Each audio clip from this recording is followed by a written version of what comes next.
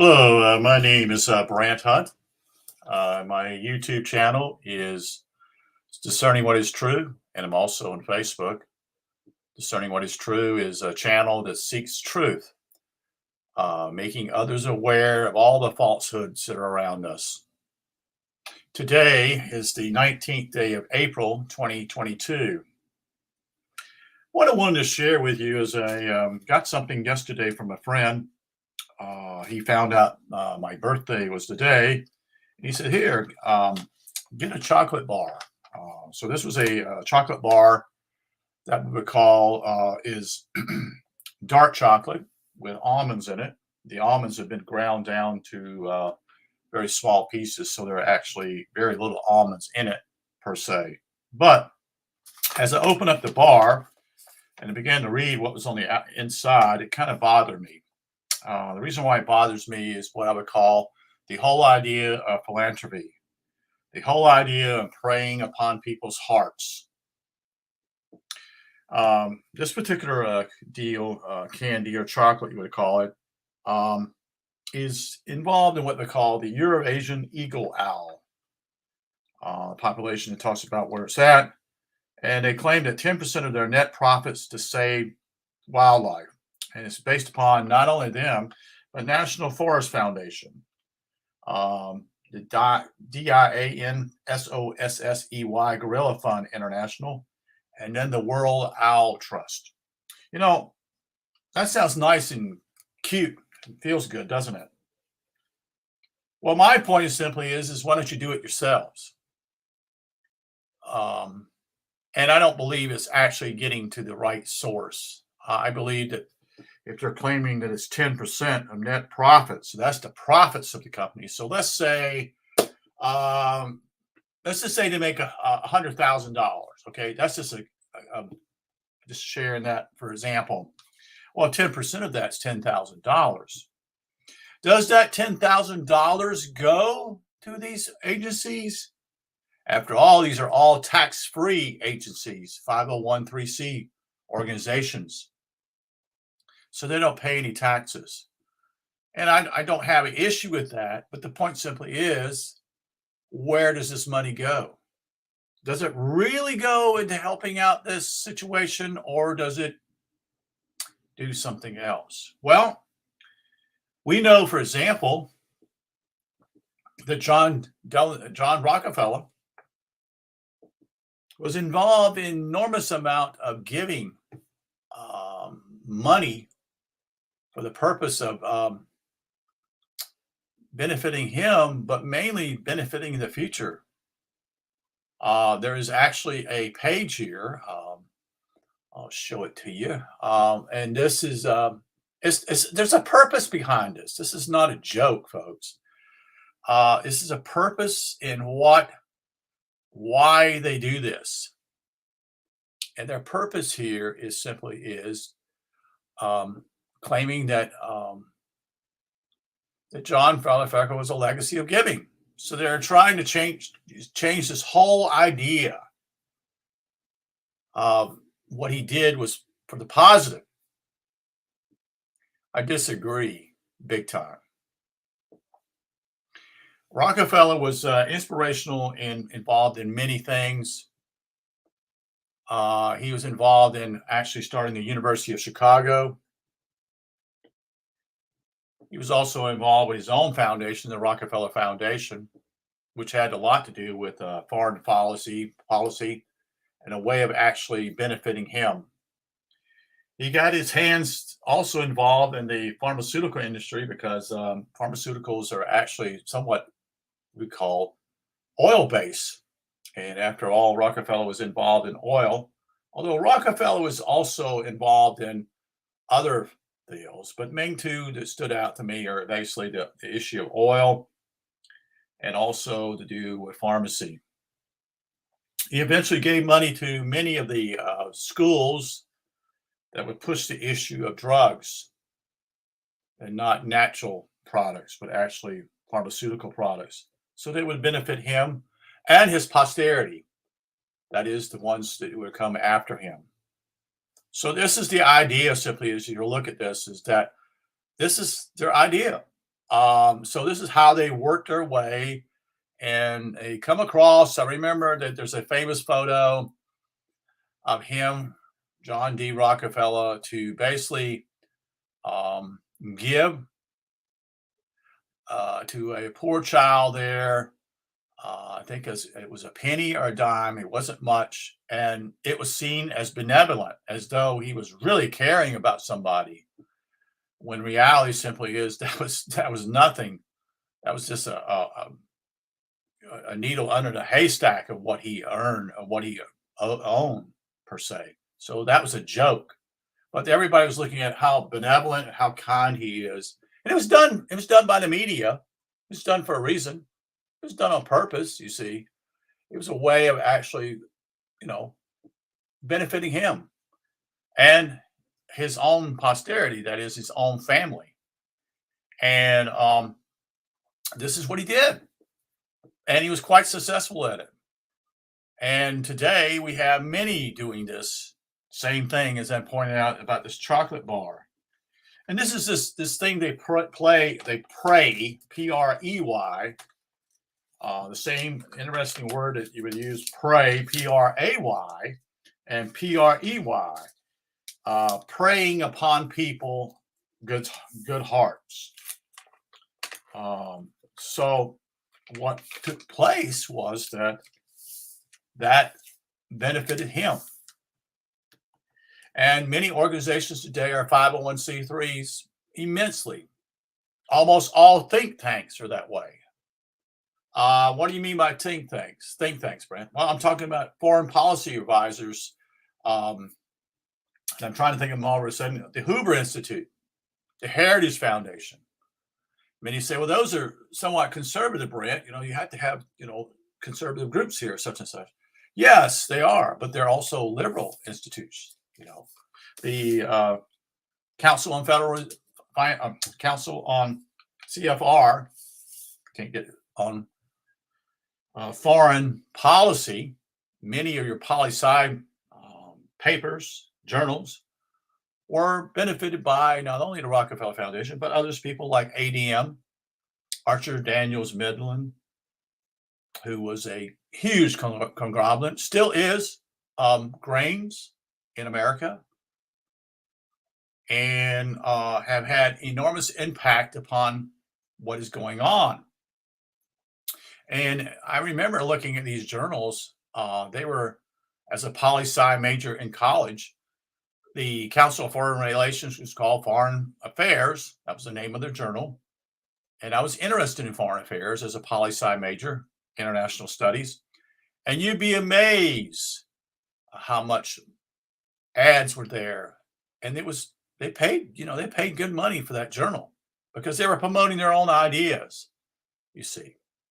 Similar to a group also out of England, in their particular way of looking at things, what we call the Fabians, Fabians. Most are unaware of all this is going on. We can go and look at this. Simply is the other fact. Simply is that how these corporations are involved in foreign affairs, but what we call foreign affairs is to quote unquote supposedly help poor countries, but in reality is to steal their minerals and their water resources and use them for their benefit, and then charge a huge amount of money to the country as they give to others. And reality simply is that they steal, and the country becomes more and more indebted to the point that they're not able to pay those bills. And then what happens is that the WTO, the World Trade Organization, the international bankers are all part of this. And many people today also see, well, there's got to be a good part of this whole thing. The whole thing, what's taking place, what the war, supposedly war that's going on in Ukraine. There is no war in Ukraine, folks. It's all a PR. It's to get you involved into a war. And the thing that really bothers me is that Amazon and others have here now ads that ask give you money to help Ukraine. How do you know that money goes to Ukraine, folks, if there is a war? If we look at the facts, as we look at what I call a very sensitive issue to me, why would the Russians, quote unquote, be using older tanks to fight Ukraine? Why is the quote unquote filming part of it? It's been done before, folks. It was done in the Arab Spring. Most people don't even have any idea what particular flags that these countries have. It was done, and people think that's theirs being live when reality is simply being put together by the media because they control the media. They bought them all out. Oh, yeah, the people who claim to own them, such and such, they're making money too on the ads. This is their own PR stunt, public relations stunt to enhance people, to enhance their own way of actually showing their picture of the world when it's not the true picture of what's really going on. So let's go back to the tanks. Why would the Russians be using older tanks if they're fighting in the Ukraine? Why aren't they using modern tanks that they're supposedly have to destroy the enemy? Why would Putin do that? It makes no fucking sense. If you've got the better materially mechanical tanks, why not use them? And then people say, well, he's using, the other cast simply is, well, he just took these countries for granted. That's why Ukraine's battling. No, that's another PR stunt from the other side on NATO, you see. And NATO is the North Atlantic Treaty Organization. It's supposedly the United States is the key marker of that. That is, we are supposedly, if one country gets attacked, this is how this works in these peace accords, folks, is that if one of these countries gets attacked, now Ukraine is not a member of the NATO. This is why they want them to be a part of NATO. So in other words, we are going to see, now listen to me, hold it in your head here, folks. Listen to me. NATO wants to get involved in Ukraine, but the key is Ukraine is not a member. And if they're not a member, they've already, quote unquote, broken their agreement because simply is, why should they protect Ukraine? Because they're not a NATO member. Be aware of that. Be very, very aware of this and how they con you and bait you into war. These people are wanting war with a country that's not even a member of NATO, which I don't favor in the first place, because simply why in the world would we want to enter a war? Well, it's money making, and it's also killing people, especially innocent people, you see. And our media here promotes that Russia is the bad guy. Well, hell, let's look around and see what the United States has been doing in the past 100 years. How many countries has the United States been attacking? How many fucking countries have we involved ourselves in, quote unquote, saving people for democracy? That's all bullshit, people. Wake the fuck up. And why do I use these words? Because basically I'm trying to get your attention to see that you're being lied to in so many quarters. And those ways of deceiving you lead you to say, oh, the United States wouldn't do anything like that. Oh, really? Why do we, quote unquote, attack Afghanistan and Iraq when they had nothing to do with 9/11, period? Nothing. We allowed it to take place, folks. If our, quote unquote, security system is that bad, we've got a fucking mess. So reality is simply it's a way of taking over certain areas. And why is this happening? Why we've been involved in Syria? Why were we involved in Libya? You see, it's all about taking over and stealing people's minerals, oil, whatever it is. We can go back to the Roosevelt years. When Kermit Roosevelt, actually a family member of Franklin Delano Roosevelt, quote unquote, wanted war with China in the 1930s so that we could actually go over there and steal the oil from China since the Japanese were doing it. Let's all be a part of it. Let's do it. And reality simply is no, they had bigger plans. They baited the Japanese into the war. That's why we moved the Navy, quote unquote, base that was based in San Diego, California. We moved it to Honolulu, Hawaii, basically a sitting ducks. And it's still there, you see.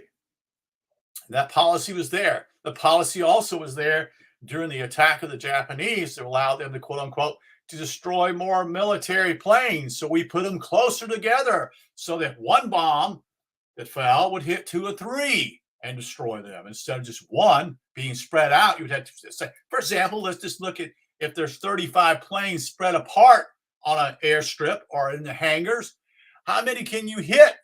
When you only drop one bomb, you would have to be very precise in actually hitting those planes on the ground. They keep doing the same old plays over and over and over again. Are you going to figure it out and see what's going on here? You're being played. There is no war in Ukraine.